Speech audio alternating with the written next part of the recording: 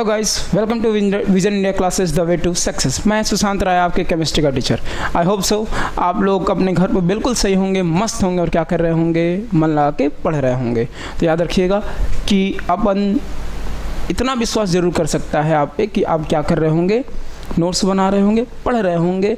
और मैं बार बार आपसे कहता हूँ बेटा कि कोई भी डाउट हो, कुछ भी चीज़ आपको समझ में ना आए, you have to ask me. आप मेरे से पूछ सकते हो, कमेंट करके पूछ सकते हो कि हाँ सर इस टॉपिक पे कुछ क्वेश्चन करा देंगे तो ज़्यादा बेटर रहेगा, ये क्वेश्चन या टॉपिक समझ में नहीं आ रही है। जो भी आपको मन में हो आप उसको कमेंट करके बता सकते हैं मुझे, ताकि मुझे भी तो मालूम चले कि जो मैं काम कर रहा हूँ, जो मैं पढ़ा रहा हूँ, वो आप तक पहुँच पा रही है कि नहीं।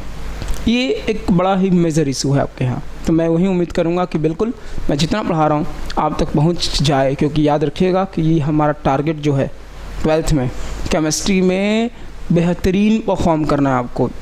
नॉर्मल नहीं, नॉर्मल तो सभी कर लेंगे, हमको एकदम बेहतरीन परफॉर्मेंस देना है सबके साथ। तो याद रखिएगा कि सबका साथ सबका विकास, ठीक है। तो चलिए, टाइम ऐसे भी हमारा बहुत कुछ हो चुका है, 12 बजे स्टार्ट करने वाले थे लेक्चर आज का। कोई बात नहीं, ठीक है, तो रिकॉर्डेड है। चलिए, मैं उम्मीद करता हूँ आप इससे पहले जितने लेक्चर मैंने रिकॉर्ड किए हैं, जितने अपलोडेड हैं चैनल पे, वो सब आप देखे होंगे। अगर आप पहली बार इस चैनल पे आए हों तो पहली बार ये कि आप इस लेक्चर को पहली बार देख रहे हैं, तो इसके पीछे जितने लेक्चर मैंने रिकॉर्ड किए हैं सॉल्यूशन चैप्टर के, वो एक तरफ से देखना स्टार्ट करें, ताकि आपको जितनी भी चीज़ें मैं यहाँ बता रहा हूँ आपको क्लियर समझ में आए, ठीक है।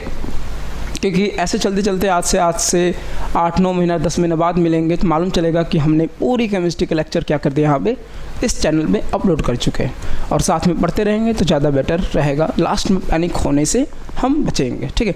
आइए लास्ट लेक्चर में, ऐसे आज के लेक्चर में बात कर लेते हैं। आज के लेक्चर में हम बात क्या करने वाले हैं, तो आज बात करने वाले कंसंट्रेशन का।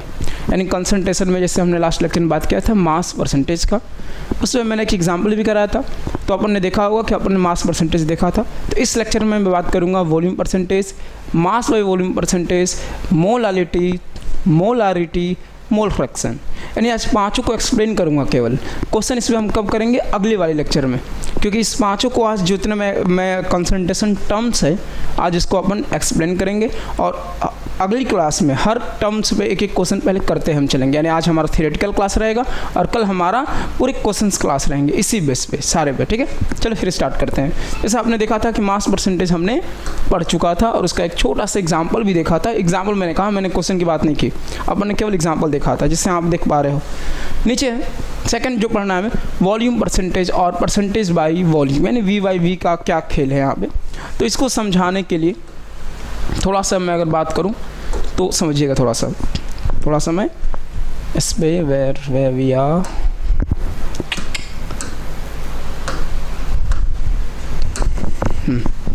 आइए थोड़ा सा समझने की कोशिश करते हैं अपन। लास्ट में हमने वॉल्यूम मास बाई मास देखा था, आज देखेंगे upon volume by volume percentage. यानी पहला हमारा आज का ये है तुम्हारा volume by volume percentage, volume by volume percentage. Short form में क्या लिख सकते हो बेटा इसको, वी बाई वी परसेंटेज। देखो जैसे मैंने बताया था, आपने जो मास बाई मास में किया होगा, यानी वी बाई वी परसेंटेज कैसे निकालोगे, यहाँ लिखोगे volume of component, volume of component present in solution, volume of component present in solution. Component यानी यहाँ सॉल्यूट भी हो सकता है और कभी कभी सॉल्वेंट भी हो सकता है, इसलिए मैंने यहाँ कंपोनेंट लिखा है। Upon total volume of solution, total volume of solution percentage है, सबको पता है, मल्टीप्लाई बाई 100। अगर ध्यान से अपने कॉपी में देखोगे, तुम ध्यान से अपने कॉपी में देखोगे लास्ट लेक्चर को, तुम्हें ये एक चीज़ मालूम चलेगा सर कि मास बाई मास परसेंटेज में और वी बाई वी परसेंटेज में डिफरेंस क्या है वो समझो। वहाँ पे अपन ने ऊपर मास लिया था और यहाँ हमने क्या किया है, केवल वॉल्यूम लिया है। देयर इज़ नो चेंज, वहाँ मास था, यहाँ वॉल्यूम था। वहाँ मास हमारा था, चलो ग्राम में लेना तो यहाँ ml ले लेना, वहाँ kg लेना तो यहाँ लीटर ले लेना, एच यूज। जैसे एग्जाम्पल तौर पर एक दिखाऊँ मैं तुमको, जैसे मैं लिखा है 20% ऑफ इथेनॉल, ध्यान समझना, 20% ऑफ इथेनॉल इज़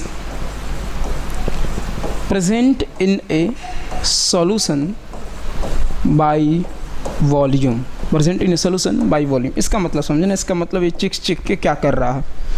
अगर मैं सॉल्यूशन की बात करूं तो मैं क्या कह सकता हूं, पहले स्क्रीन को थोड़ा सा छोटा करते हैं, आपको दिख भी रहा होगा, बीच बीच में ज़रूरत पड़े तो आप क्या करते रहोगे बेटा, आप इसको लिखते रहोगे अपने कॉपी पे, स्क्रीनशॉट की ज़रूरत है स्क्रीनशॉट ले सकते हो या लिखते रहोगे। इसका इस एग्जाम्पल का मतलब समझते ही कहना क्या चाहता है, ये कह रहा है 20% of ethanol is present in A solution by volume. इसका मतलब मान लीजिए टोटल परसेंटेज ऑफ सॉल्यूशन कितना होना चाहिए, सबको पता है भैया, हम तो इसको कितना मानेंगे 100% मानेंगे। अब मैं कह रहा हूँ कि हम वॉल्यूम की बात हो रही है और वहाँ मास की बात कर रहे हैं, तो वहाँ हमने मास क्या माना था कि 100% सॉल्यूशन को अपन ने 100 ग्राम मान लिया था, क्योंकि मास की बात हो रही थी। यहाँ मैं क्या कह रहा हूँ, यहाँ मैं कह रहा हूँ कि यहाँ जो हमने जो सॉल्यूशन लिया है ये वॉल्यूम माना है, तो यहाँ पे हम जैसे 100% को 100 ml मान लेंगे, क्योंकि हमें वॉल्यूम का खेल है। मान लीजिए यानी जो हमारा सॉल्यूशन था वो टोटल कितना है 100 ml है। सिमिलरली यहाँ पे परसेंटेज ऑफ इथेनॉल ये कितना है, कहोगे सर ये तो क्वेश्चन में लिखा है 20%, और याद रखिएगा वॉल्यूम की बात है तो 100% को अपन 100 ml मान सकता है, तो 20% को अपन क्या मानेंगे 20 ml मानेंगे। कितना मानेंगे 20 ml मानेंगे। और सबको पता है एक चीज़ की बेटा, solute plus solvent equal to solution, solute plus solvent equal to solution. और जब यहाँ पे आपका सॉल्यूट क्या है 20% है, यानी 20 ml क्या है आपका, क्या है इथेनॉल, लिखना पहले इथेनॉल लिख लेते हैं, मान ले सकते हैं इथेनॉल है। और सॉल्वेंट समझो, जब क्वेश्चन में सॉल्वेंट ना दिया हो तो हम यूनिवर्सल सॉल्वेंट किसको मानते हैं, जब सॉल्वेंट ना दिया हो तो यूनिवर्सल सॉल्वेंट किसको मानते हैं, पानी को। किसको, पानी को। और सबको पता है इसका और पानी का कनेक्शन कितना बढ़िया होता है कि नहीं। यानी जब सॉल्वेंट ना दिया तो हम क्या मानेंगे बेटा, वाटर। ये हो गया तुम्हारा सॉल्यूशन। सॉल्यूशन देखा जाए कितना दिया है, कितना ml दिया है 100 ml। वाटर हमें पता नहीं है, वाटर एज इट इज लिख लो। इथेनॉल कितना दिया है 20 ml। यानी मैं वापस कहूँगा आपसे एक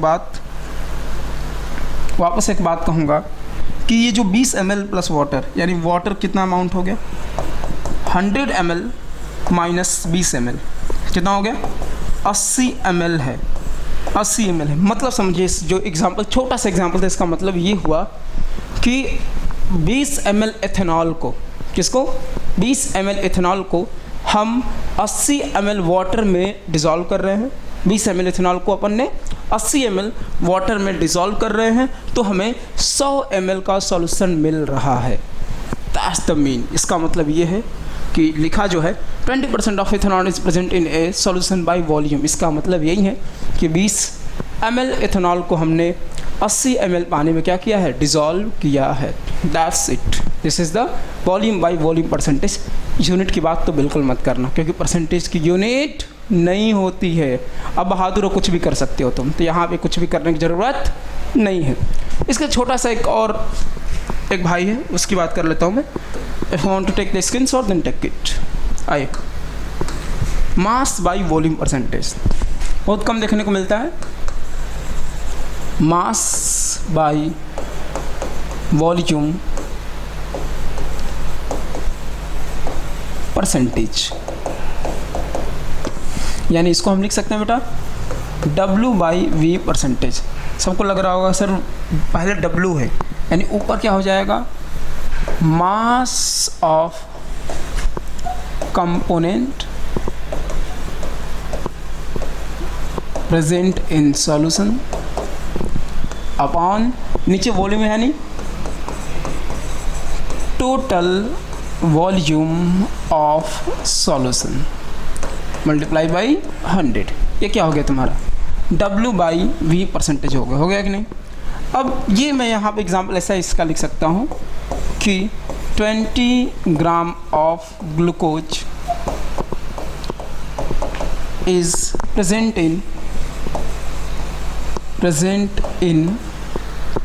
in 100 ml of सॉल्यूशन। लिख सकते हैं कि नहीं, तुम बताओ। ये क्या है तुम्हारा मास बाई वॉल्यूम परसेंटेज, यानी जो कंपोनेंट की बात मैं कर रहा हूँ वो क्या होगा, क्या होगा, वो मास में होगा, यानी मास में होगा, यानी उसका गिवन मास दिया होगा। यानी देखो 20 ग्राम हमारा जो ग्लूकोज है वो किस में डिजॉल्व हो रहा है, किस में, कितने में प्रेजेंट है, 100 ml ऑफ सॉल्यूशन में प्रेजेंट है। यानी इसका रेशियो क्या बता रहा है, मास बाई वॉल्यूम परसेंटेज की बात कर रहा है। किसकी बात कर रहा है, मास by volume percentage. And out.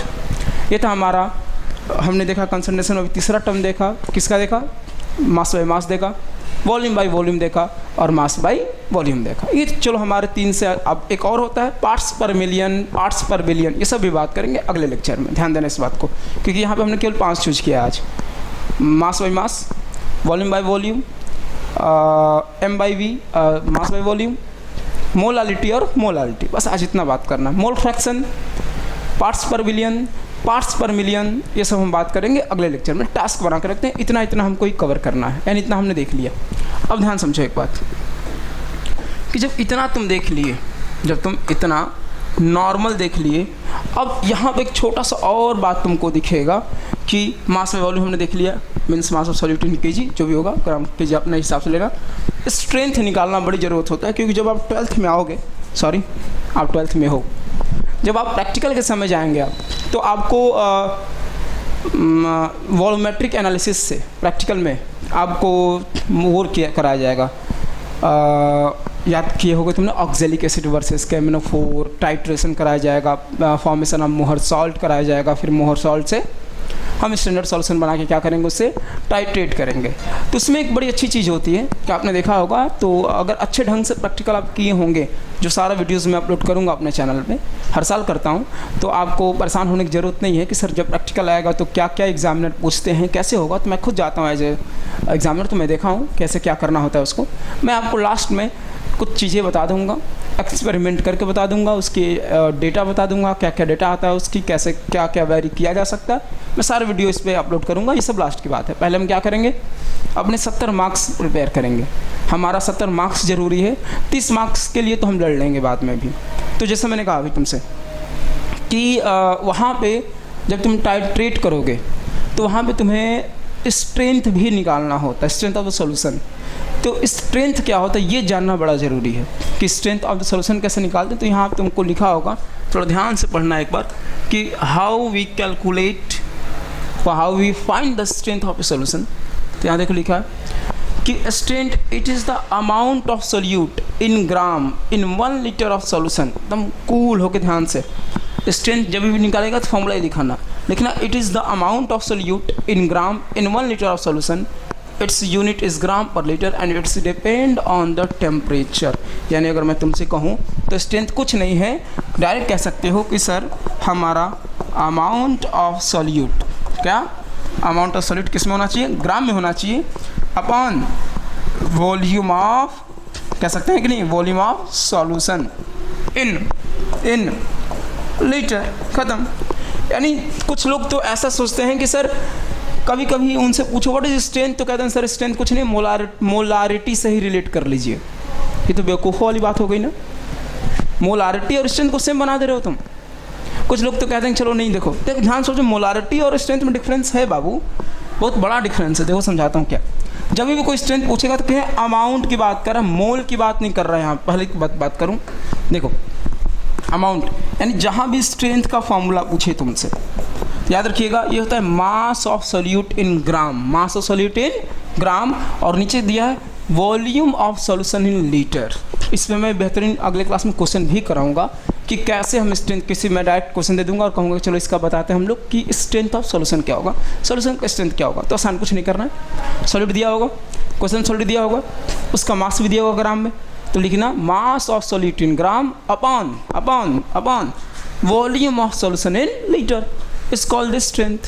तो क्या होगा, उसका स्ट्रेंथ हो गया। और इसका एसआई यूनिट क्या लिखेगा, यूनिट क्या लिखेगा बेटा, ऊपर क्या है ग्राम और नीचे क्या है लीटर, यानी ग्राम पर लीटर।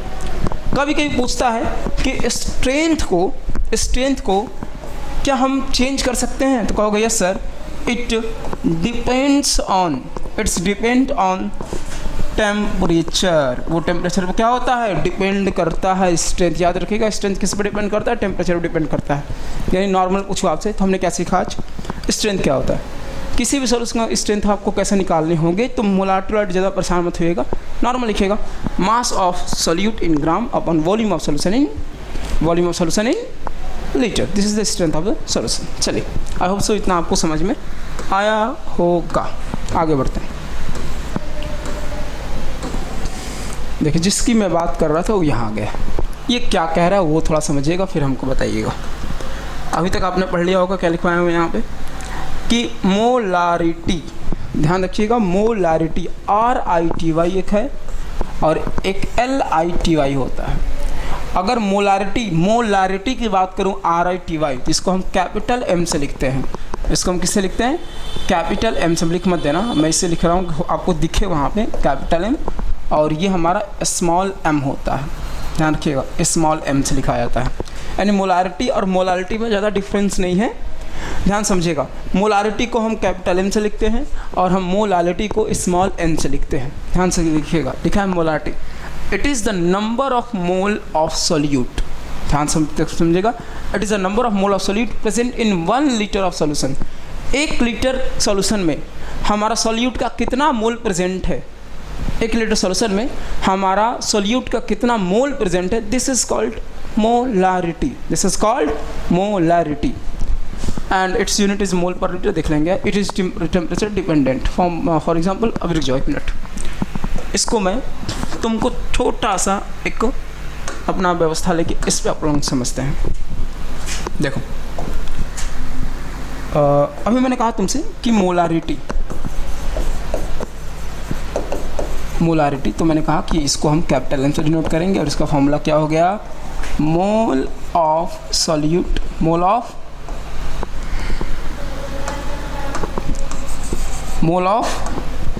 सोल्यूट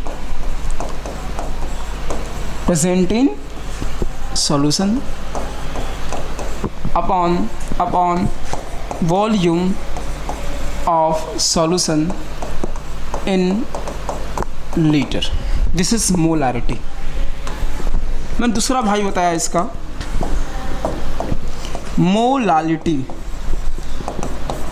दोनों डिफरेंस क्या है, इससे RITY LITY स्पेलिंग बता रहा हूँ तुमको, and it is denoted by small m। इसका फॉर्मूला क्या होता है, ध्यान से, small m equal to mole of solute upon mass of solvent in kg। ध्यान समझना, मैंने कहा कि मोलारिटी और मोलालिटी में जो आप फॉर्मूला देख पा रहे हो उसका मतलब समझो। ऊपर क्या है, मोलारिटी को हम कैपिटल M से लिखेंगे, ठीक सर। ऊपर है मोल of solute present in solution, यानी हमारा कितना सोल्यूट का मोल हमारा कितना सॉल्यूशन प्रेजेंट है, ऊपर लिखेंगे। और नीचे volume of solution in litre, बस देखेंगे कि volume of solution in litre लिखेंगे। नीचे देखो, मोलालिटी LITY की बात करें तो हम इसको क्या स्मॉल m से लिखेंगे, इसको स्मॉल n से लिखेंगे। और इसको देखो ऊपर सेम है, दोनों केस में देखो ऊपर सेम है, देयर इज नो चेंज। मोल तुम्हारे हर केस में निकालना है, या मोलालिटी हो या मोलारिटी हो, दोनों केस में मोल तो निकालना है। यानी मोल ऑफ सोल्यूट तो ऊपर होना ही चाहिए। यहाँ सोल्यूट की बात कर रहा हूँ, कभी कभी क्या लिखता है, मोल ऑफ कंपोनेंट, और मैं डायरेक्ट मोल ऑफ सोल्यूट लिख दिया हूँ। बस ध्यान रखना, मोलारिटी जब हो तो नीचे वॉल्यूम ऑफ सोल्यूशन आ जाएगा, और जो मोलालिटी होगा तो नीचे मास ऑफ सॉल्वेंट आ जाएगा। बस यही डिफरेंस दोनों में है। आई रिपीट, मोलारिटी में ऊपर नीचे क्या आ जाएगा, volume of solution in litre, और नीचे क्या आ जाएगा मोलालिटी में क्या आ जाएगा, मास ऑफ सॉल्वेंट इन kg। अगर इनकी मैं यूनिट की बात करूं, क्या बताएगा बच्चा, ऊपर बताएगा किसका, मोल का यूनिट क्या होता है, मोल ही ना होता है, अपॉन नीचे क्या है, लीटर, यानी मोल पर लीटर या मोल लीटर इनवर्स। सिमिलरली इसका बता दो भैया, यूनिट इसका क्या होगा, यूनिट मोल का यूनिट मोल, और नीचे क्या है kg, यानी मोल पर kg, और मोल kg इनवर्स। एक और काम कर सकते हो, इसके पूरे यूनिट की जगह पे आप डायरेक्ट कैपिटल M भी लिख सकते हो, फिर भी बात वही हुआ। इसके भी पूरी यूनिट के जगह पे तुम स्मॉल m भी लिख सकते हो, कोई दिक्कत नहीं है। नॉर्मल मैंने इतना बात किया। आई होप सो समझ में आया होगा। बोलो, यानी हमें छोटा छोटा पढ़ना है लेकिन सॉलिड पढ़ना है। हमें छोटे छोटे चीज़ पढ़ना है, बस मतलब धीरे धीरे पढ़ना है हमें। अचानक हम बढ़ नहीं दे देंगे तुमको, धीरे धीरे वीडियो की लेंथ बढ़ाते जाएंगे। लेकिन अचानक हम अगर तुमको बहुत कुछ बताने लगें तो वो थोड़ा सा दिक्कत में हो जाओगे। यानी हमने क्या कहा बेटा कि मोलारिटी देखा, दोनों में डिफरेंस देखा, यूनिट देखा, वॉल्यूम बाई वॉल्यूम परसेंट देखा। अभी मैंने क्वेश्चन नहीं कराया इस पर, कल मैं क्वेश्चन कराऊंगा। अभी एक बात और ध्यान रखना कि इसके टेम्परेचर की बात किया है मैंने कि कौन टेम्परेचर डिपेंडेंट होता है और कौन टेम्परेचर इंडिपेंडेंट होता है। ध्यान से इस बात को देखना थोड़ा। तो मोलारिटी में क्या है? वॉल्यूम है, और मोलारिटी में क्या है? मास है। तो ये बताओ बेटा, क्या मास को तुम चेंज कर सकते हो क्या टेम्परेचर से? क्या तुम मास को टेम्परेचर से चेंज कर सकते हो? टेम्परेचर को बढ़ाओगे घटाओगे, क्या मास से फ़र्क पड़ने वाला है? कहोगे सर मास तो ग्रेविटी घटाने बढ़ाने से कुछ फ़र्क नहीं पड़ता है, तो ये टेम्परेचर की क्या बात कर सकते हैं हम?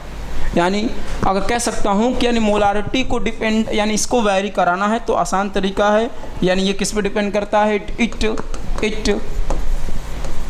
Depend on temperature. It depend on temperature. कौन? मोलारिटी। पर मोलारिटी इट इंडिपेंडेंट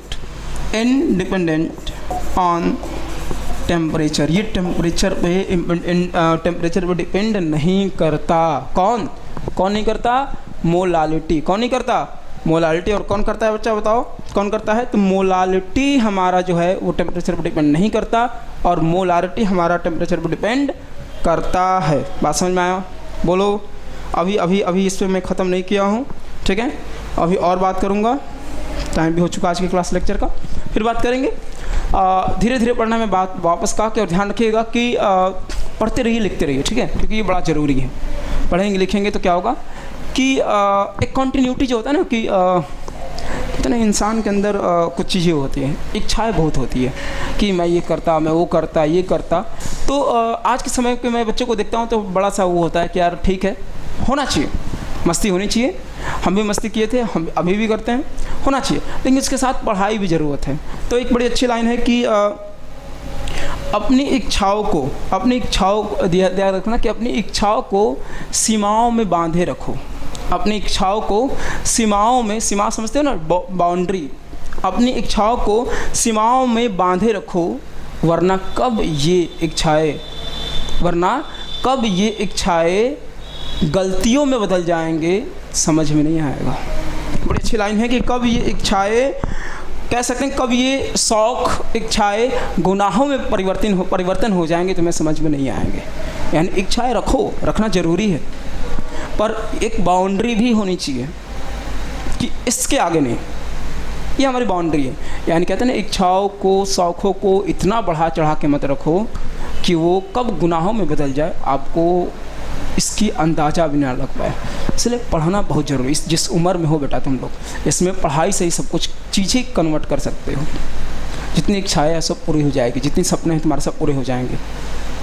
हम लोग मिडिल क्लास के लोग हैं, हम लोग बहुत बड़े अंबानी या आप कह सकते हैं ना बड़े मल्टी बिलियनर के बच्चे नहीं हैं।